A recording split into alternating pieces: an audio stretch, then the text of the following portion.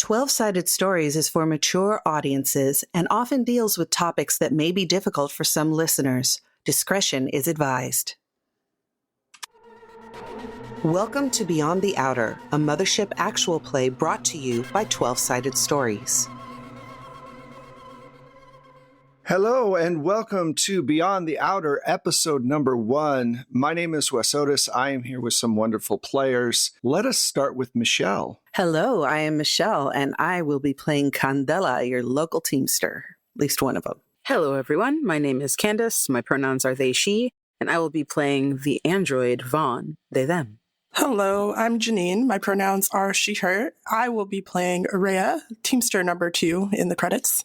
Hi, I'm Chrissy, she, they, and I will be playing Pyrrha, the Marine, also she, they. Before we start, we'd like you to know that this is our Patreon exclusive game.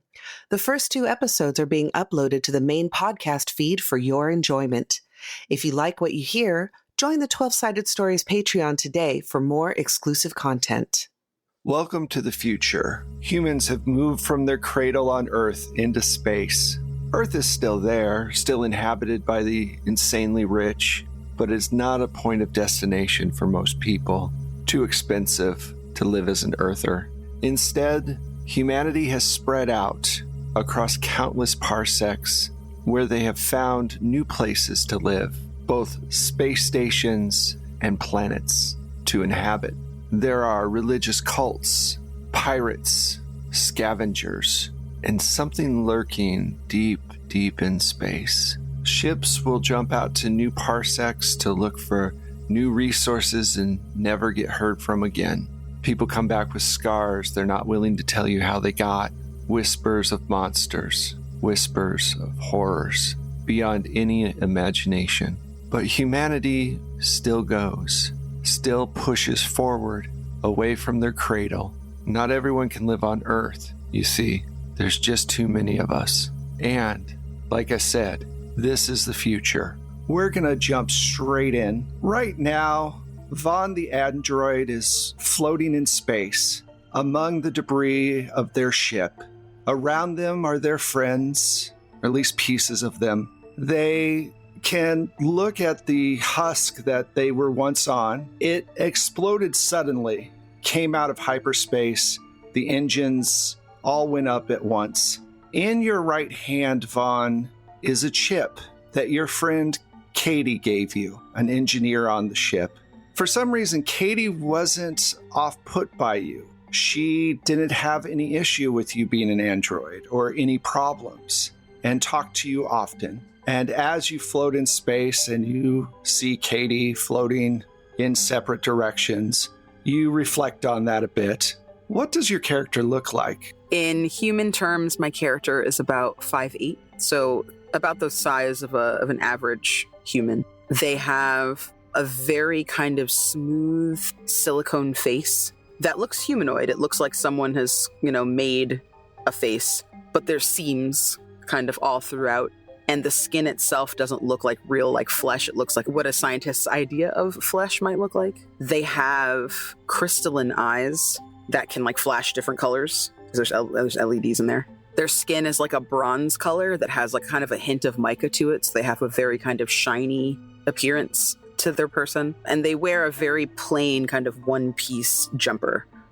Whatever color it is indicates what they're supposed to be out there doing that day. So if it's, they're just flying from place to place, they might be in a white one. If they're gathering in a place that they know is going to be really dusty or, is dark, they can put one on that's a different color. They're completely bald, no hair. And I think they're kind of there just like their little space booties exposed, wondering exactly how they got there.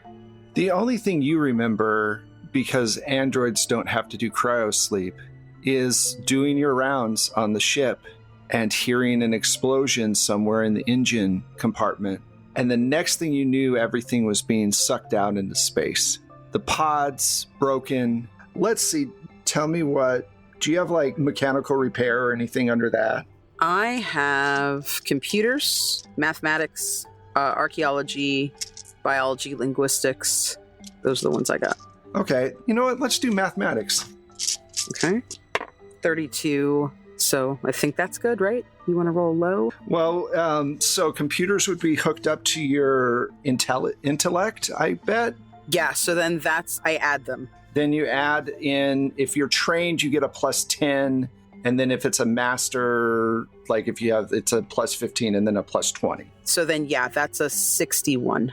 So as you're floating there, you start doing the calculations and you realize that more than likely there was a miscalculation in the jump and the amount of fuel that was needed and possibly the amount of pressure that the fuel was under. Now, you don't think this would have been done on purpose because anybody who did it would instantly be killed unless they were a fanatic, but you kind of log it back in your brain and you're looking down at this chip in your hand. Now, you do have a slot that this chip would fit in, but it's your choice. You have no idea what's on it. So she obviously wanted you to have it, but she never explained what it was. Yeah, I think if knowing the dire straits that they're in, they're the only entity that can survive this mission, and they need to wait for someone hopefully to come find them, I guess. I feel like they wouldn't hesitate to put it in because they're like, maybe this is something that can help. So you click this chip in and you feel a really strange set of commands go throughout your system. Give me a sanity save if you would. That's a 36. Okay. And your sanity is, I think, a 40, right? No, it's just a 20. Oh, so you did not make it. All right. So quickly, this program is going through all of your files and kind of reworking some things.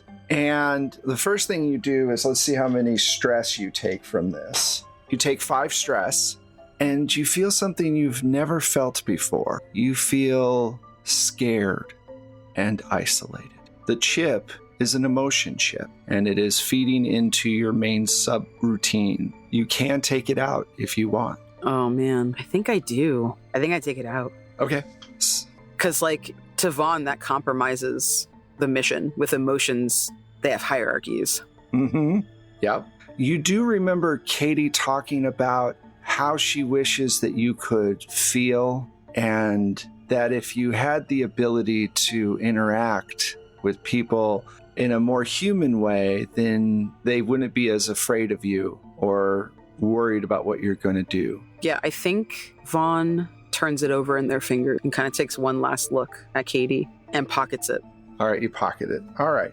We jump over to the other 3. Really quick, I want to just go over what you all look like and what your job is on the Eon 1, which is a salvage ship for Darkstar, a company that sends you out to basically pick over the bones of blown up ships. Let's start with Chrissy. Well, Pira's pretty tall, I would say probably 6'2"-ish. They're muscular, but in a ropey way, if that makes sense. And you would think at one point in time that they would qualify as pretty, but at this point, they could still look pretty, but age has caught up to them. Years of service have caught up to them. And at this point, she just perpetually looks tired. And she has shorter, darker hair. It's in certain lights, it looks black, but it's just a dark brown. It's mostly shaved on the side. She does have a little bit of kind of flopped over top. And she has very startlingly green eyes. In a weird way, they're kind of unsettling. She has scars covering whatever parts of her body you can see at any point. Will have at least 2 or 3 scars. This includes her face. She's got some across her lip, one across one of her eyebrows, and then one just a nick under her chin. And yeah, that's Pira. Awesome. Pira, what do you do as a Marine on your ship most of the time? What do you feel your role is? Your security, of course, but what do you really do most of the time? Honestly, try to pretend to look busy so I don't have to do a whole lot of anything. She has an old ukulele that has a broken string, She can't hardly play it, but she's gonna do it anyway. And I think at some point in time, she's gotten bored enough to make her own crossword puzzles. So just anything to make it look like she's doing something. If a little extra muscle is needed for something, then she'll jump in. But she doesn't really volunteer herself for effort. She's a guard dog.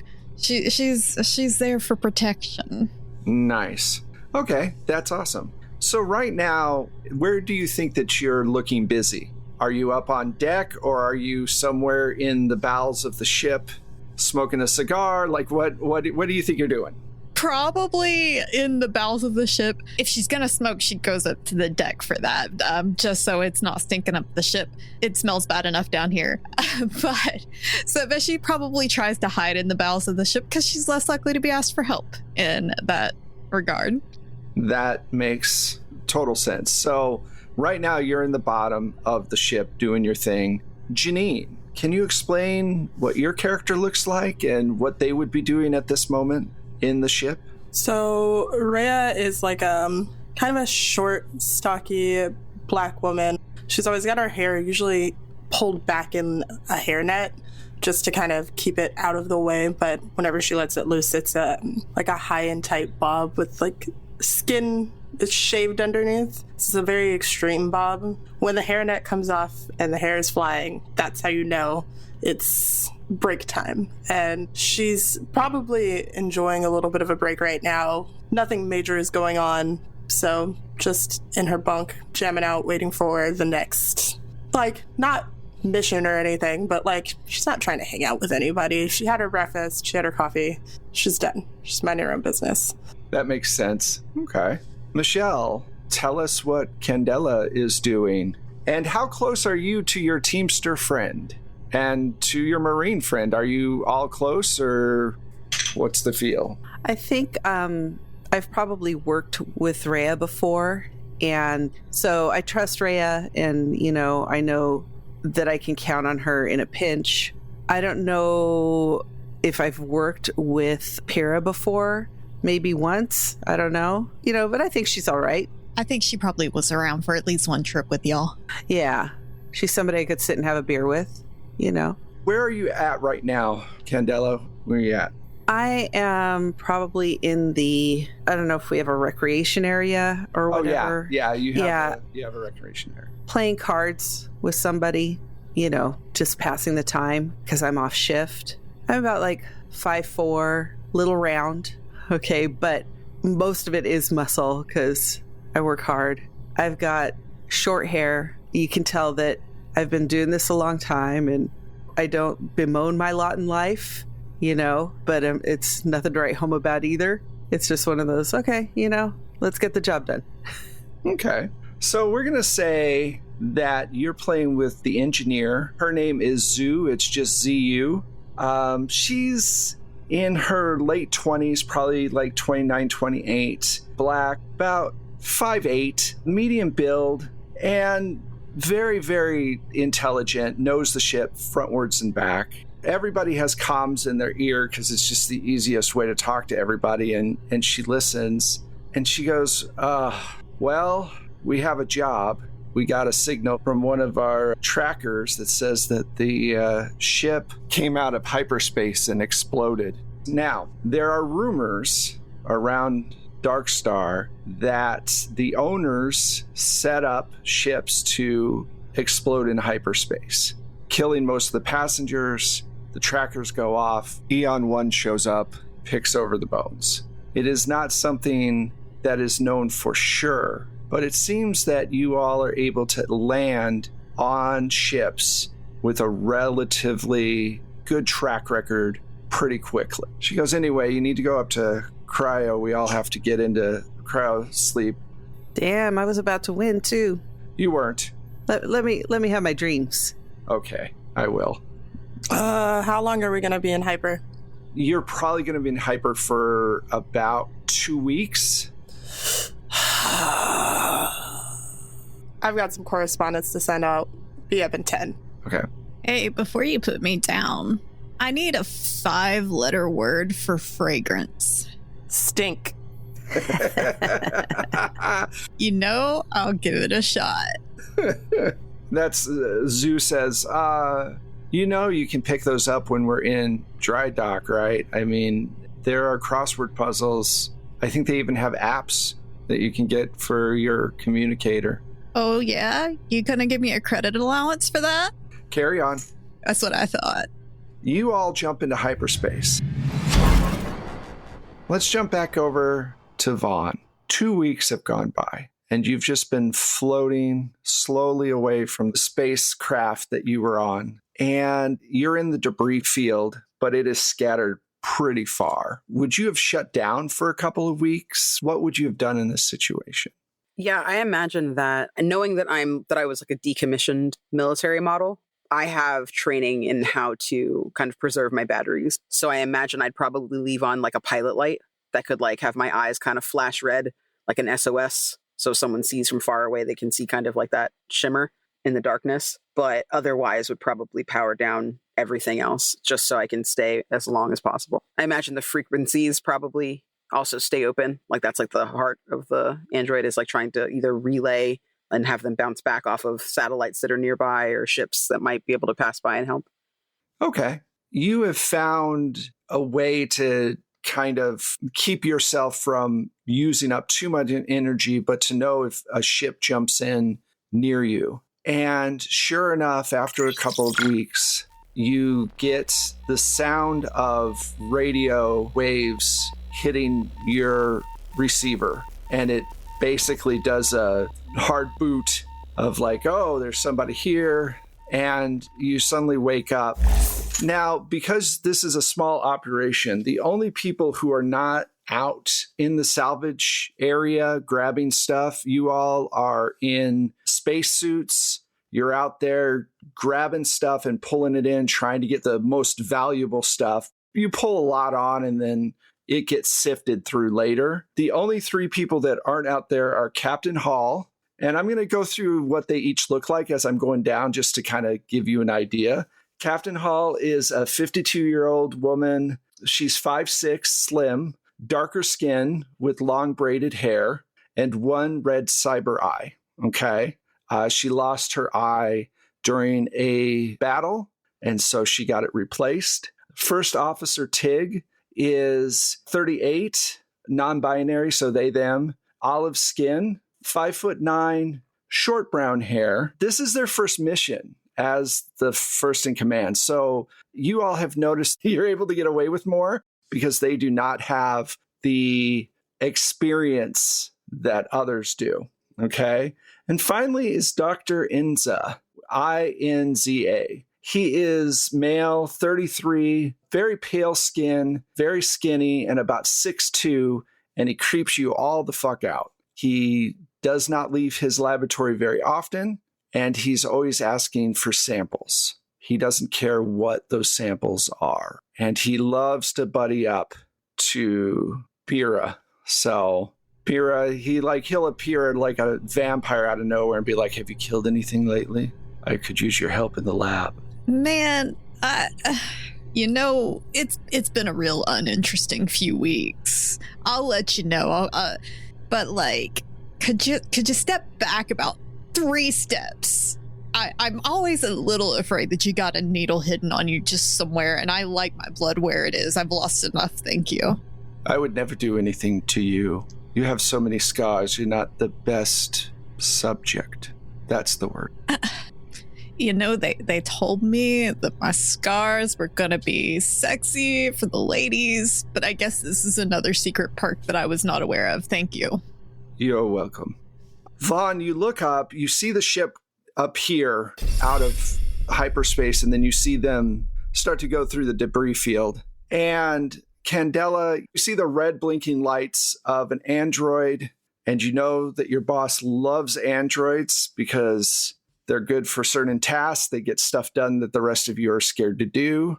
And right now, you only have one android, Gunner, who is literally a gunner. That's his job. All he does is shoot. So you know that the android would be something that they would like to bring on board. Do you want to head over? Yeah, I see it. I'm like, Captain's going to like this. Maybe give me an extra couple rations.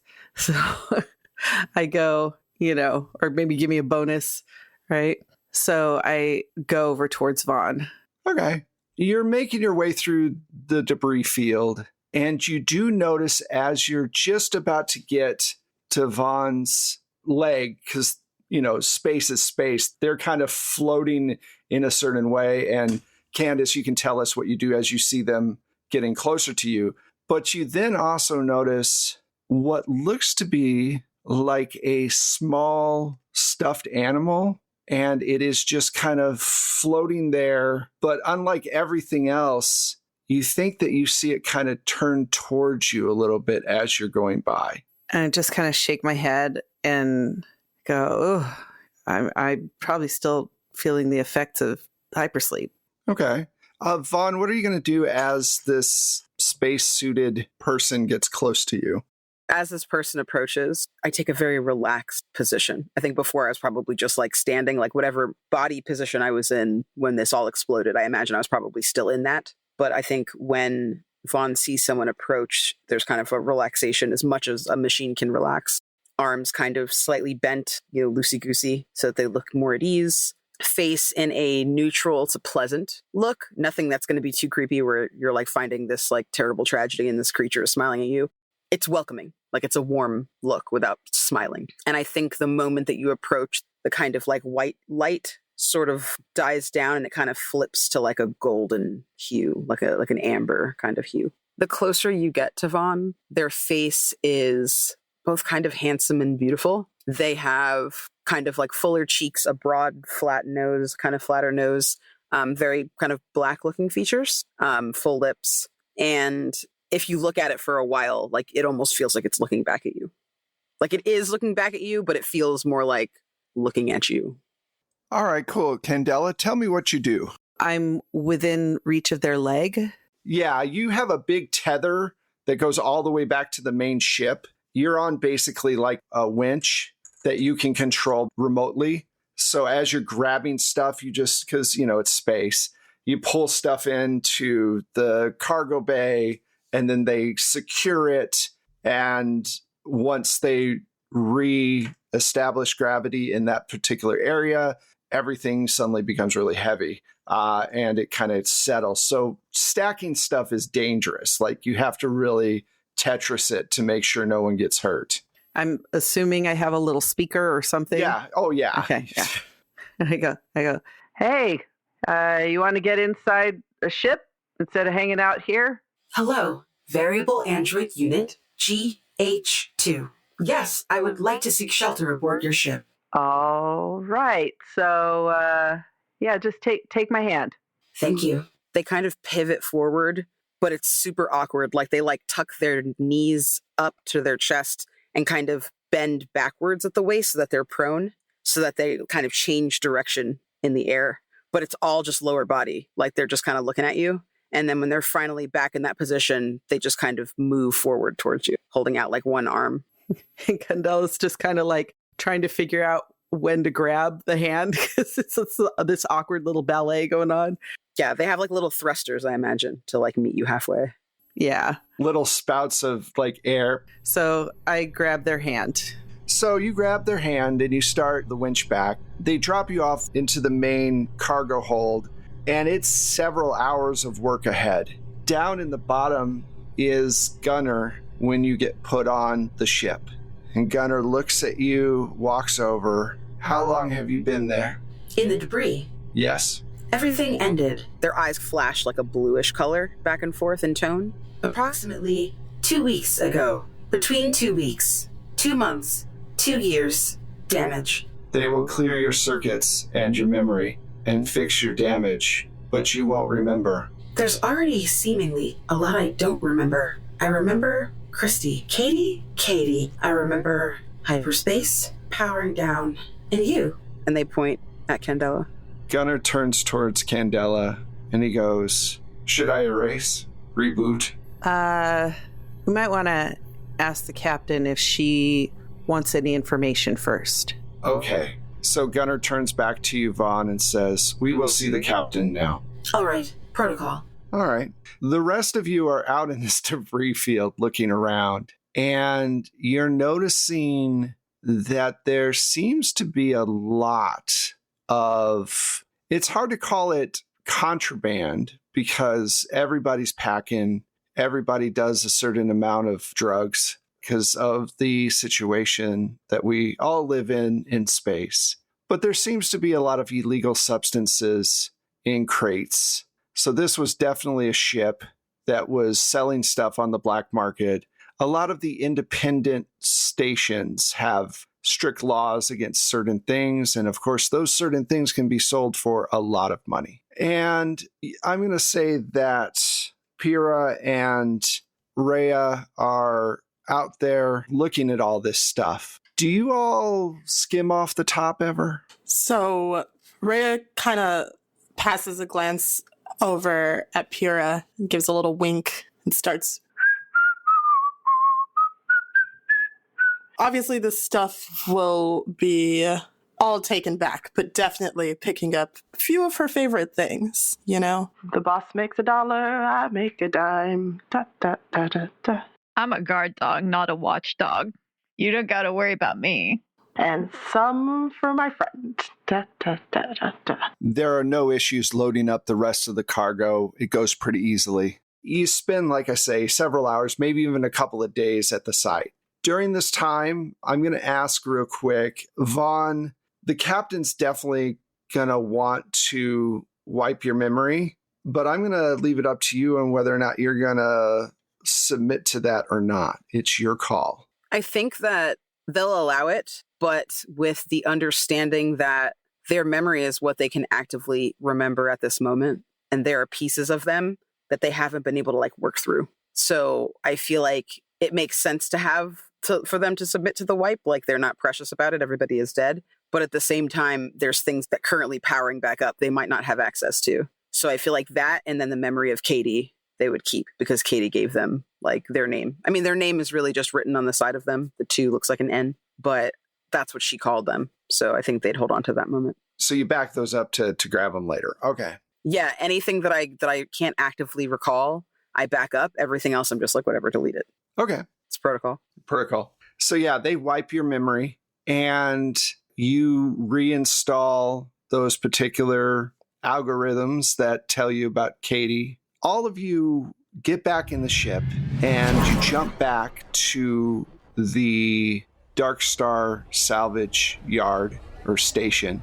Now, each of these stations basically, even though there's a certain amount of people working, it's kind of like old Roman forts where, sure, the Roman soldiers are there, but so is a whole town of people just outside of the garrison walls who have businesses and families and everything else kind of built up around the fort. It's the same thing with the stations.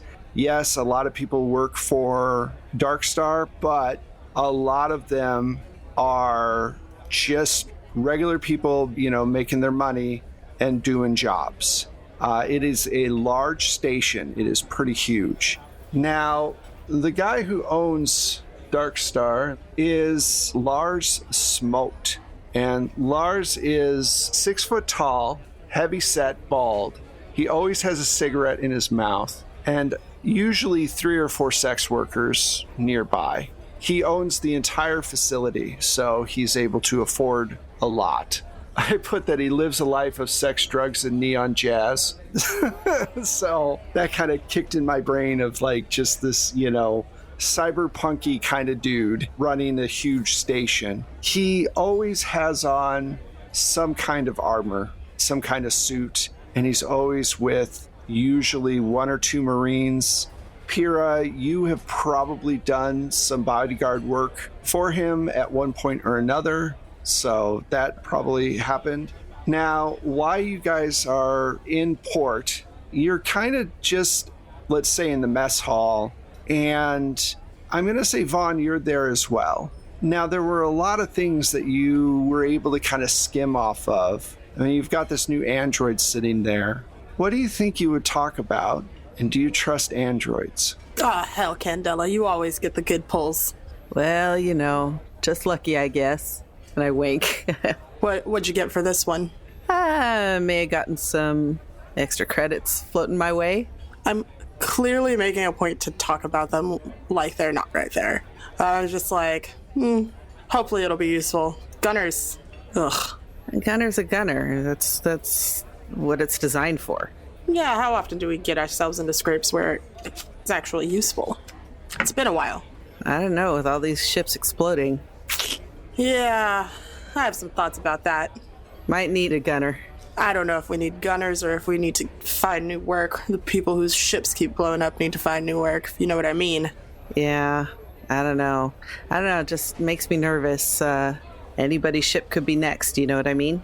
I think they'd blow me up as if I'm almost done with this shithole. What are your thoughts? You think it's pirates? You think it's sabotage? What do you think it is? I think there's a little bit of tinkering going on in engineering that shouldn't be going on in some of these companies. I wouldn't doubt that. Not for a minute. Yeah, I have full faith in Zeus, so good to go.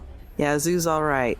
So, Vaughn, I know you don't remember anything, but can you tell us anything about yourself? Yes, I am Vaughn, Variable Android Unit GH2. I don't know how old I am. I used to work for the military, classified, and I had a really good time. I think now I'm here. I'm without my crew. I'm without Katie. I'm looking for new friends. Was Katie your friend? Yes, we were very close. She worked on me. Uh-huh. All right, then. Yeah. I swear these science officers don't know where to stop sometimes. I'll never understand it. Would it help if I were less like this? More like you? Or would that make it worse? What are they talking about? I got no problem with androids. I really don't, but I don't know. I guess it's just hard to imagine being friends with an android. Well, friendship is when someone will do anything for you because you ask them and you have a connection. You and I now have a connection. Let me stop you there. Any of your friends that are telling you that are definitely what I would like to call users. Which, hey, you are built to be used, so I suppose. But don't be mistaken, that's not how friendship works. How do you decide who's your friend? Who do I trust to have my back? Yeah. Mine usually have a pulse. Yeah, not required.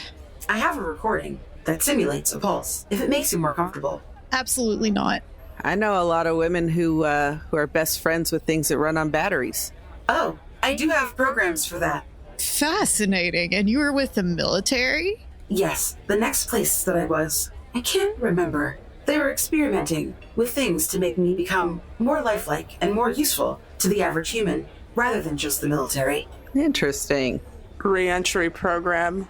Like I said, we can be friends. And if it's easier for me to be a lot more like you, Katie did give me something that I think could help. Vaughn holds out the cartridge. What is this? It's feelings. Whoa. I don't know how I feel. I didn't want to put it in case it scared you. I thought they might be a little bit afraid if I'm just like them. They've never met androids like that before. Unless you have. I didn't think that was possible for androids to have feelings. Well, I don't. But with this, Do you want to have feelings? feelings can complicate the mission. If you program me to carry something out, you'd want me to do it, no matter how I felt about each of you. With feelings, I think my logic might be flawed, but I can do it, if that's what you want. I feel like you might feel like you had some entitlement to some retribution against your makers and or humans, so I think that you should just leave that for your next assignment, because we're not taking this thing on assignment with us, are we? We already have one. That's up to the captain. That's not my call. Well, I'll be having a word with the captain.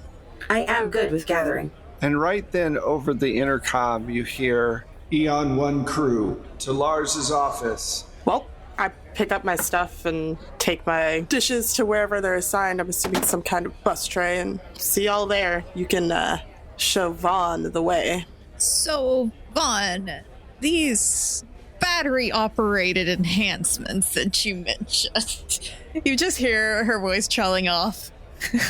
And I think this is a good place for us to stop this particular episode. That just feels like a good ending point right there. So thank you all so much, Patreon and Coffee supporters. We hope that you like this new show that we're doing. We're very excited for it. Just remind everybody where each of our wonderful cast is at. Let's start with Janine. Hi, I'm Janine, or rather, bye. I'm Janine. You can find me on Twitter at justxj9. I'm Chrissy, and you can find me on Twitter as Chrissy in Color. Hey, I'm Michelle, and you can find me on most of the socials as @Mishulu. Hello, I'm Candace. You can find me at the Candace Marie on Twitter and Blue Sky. And I'm Wes, and you can find me at Plate Mail Games all over the place. Thank you so much for listening, and we will talk to you next time on more Beyond the Outer. Bye. Bye.